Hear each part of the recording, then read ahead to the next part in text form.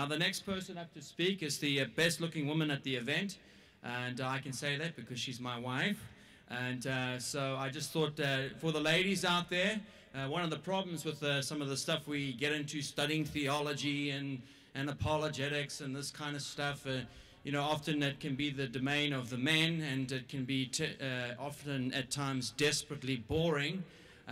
Nevertheless, we have to sometimes study these things for the sake of others, but we also need a growing number of women who are serious about loving God with their hearts and their minds and putting their minds to work for the sake of the gospel.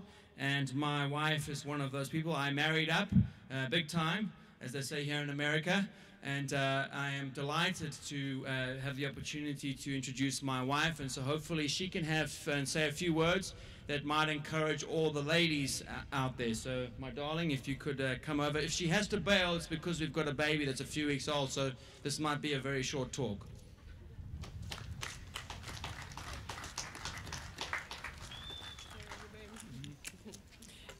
Hello, everyone. My name is Nel. I'm here because I'm married to Simon. No, and that probably means that God had it planned. I came to the US about 8 years ago to come and do the degree in philosophy and biblical studies at Southern Evangelical Seminary.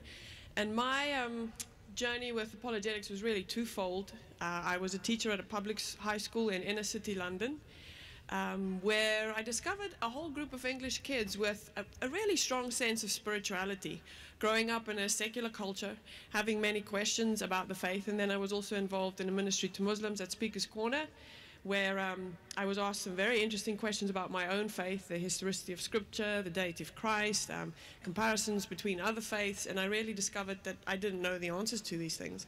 And I didn't feel that I was doing my part in giving an answer for the hope that I had within me. And so this compelled me to look into the discipline of apologetics, and I have to say it was like finding a fountain in a desert. It was just so encouraging.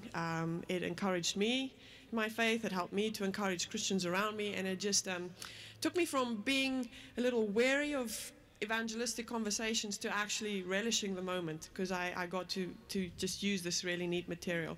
And as far as being a woman, I know Simon mentioned some of that. It's true that the discipline is often seen as more geared towards men. They're more analytical and more reasonable, they say. But I really think that this is an area where we need more trained women to step up. There are several reasons for that. Number one, it's just simply a biblical command. When Jesus says that we are to love God with all of our minds, that applies to men and women alike. And when Peter writes that we should be able to give a reason for the hope that we have in the times that we live in, that applies to us as well. So number one, I think it's just simply a biblical command.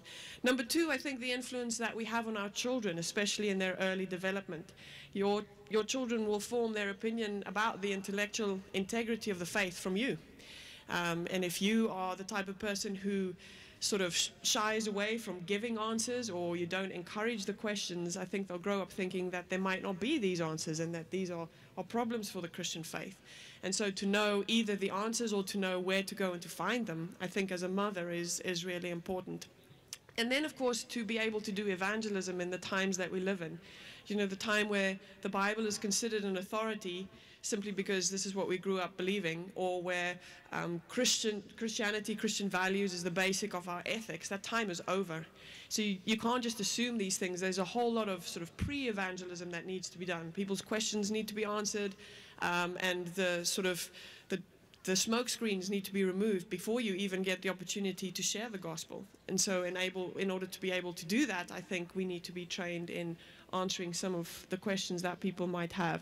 And there are, of course, specific evangelistic moments that really only apply to women. If you think, for example, of Muslim women, they are not encouraged to speak traditionally to men who they don't know. And so it's really up to us, the fastest growing religious group in the world, who will reach these women, if not Christian women, being able to answer their questions about our faith and perhaps challenge them with some questions about their own.